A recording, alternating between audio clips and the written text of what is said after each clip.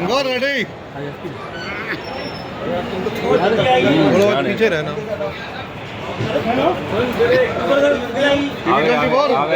बस अब हिलाना मत, हिलाना नहीं अभी।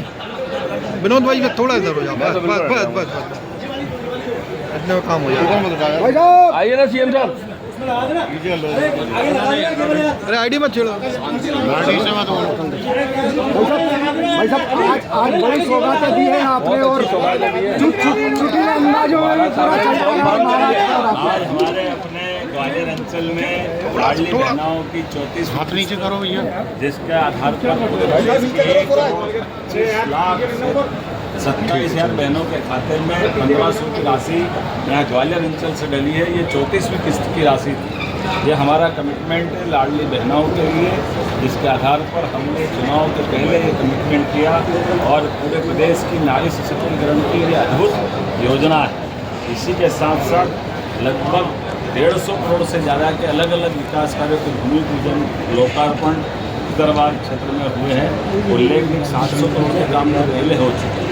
ग्वालियर अंचल तो हमारा अपना प्रदेश का अब सर्वाधिक चमकने वाला है अंचल, जिसमें विकास के बहुत सारे प्रकार से काम हो रहे हैं।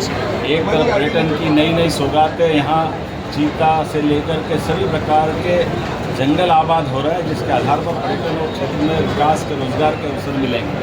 दूसरी तरफ इलेक्ट्रॉनिक संसाधनों से सहित लगभग 220 से ज़्यादा इंडस्ट्रियों का एक पूरा यहाँ क्षेत्र नया डेवलप हो रहा है, जिसमें 12,500 करोड़ से ज़्यादा के काम भी चल रहे हैं। मैं उम्मीद करूँगा इसी के साथ साथ भविष्य में भी बहुत सारे कामों की आज हमने घोषणा की है। इन सौगातों के बलबूते पर हमारा प्रदेश यशस्वी प्रधानमंत्री के नेतृत्व में लगातार बढ़ता रहेगा। माननीय केंद्रीय मंत्री श्रीमान ज्योतिरादित्य सिंधिया जी और हम सब मिलकर के प्रदेश को और देश के साथ भारत सरकार के साथ कदम से कदम मिलाकर आगे बढ़ाएंगे। मेरी अपनी ओर से माननीय सिंधिया जी को, यहाँ के मंत्री प्रभारी श्रीमान तुलसीराम सिलावट जी को, माननीय ऊर्जा मंत्री प्रद्युम्न तोमर जी को, यहाँ के विधायक मोहन सिंह राठौर जी को बहुत बहुत प्रभारी मंत्रियों की रिपोर्ट।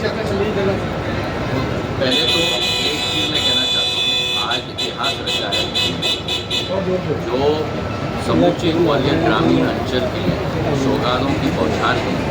तय दिल से उनकी गहराइयों से मैं उनको धन्यवाद अर्पित करना चाहता हूँ। शिक्षा के क्षेत्र, स्वास्थ्य के क्षेत्र, सिंचाई के क्षेत्र में, किसान की अनाज मंडी के क्षेत्र, धार्मिक क्षेत्र में सबरी माता जी की मंदिर हो, देवनारायण जी का मंदिर का प्रांगण का मेला हो, कुछ नहीं छोड़ा उन्होंने।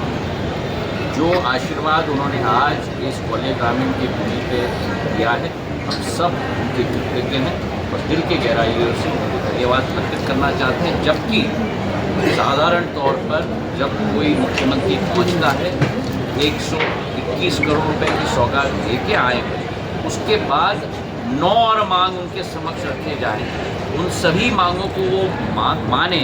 सबसे जरूरी जो बृहद सिंचाई की योजना थी पाटई आरोन की, वो भी उन्होंने स्वीकृत करवाई है। हम निःशब्द हैं वो धन्यवाद अर्पित करने के लिए।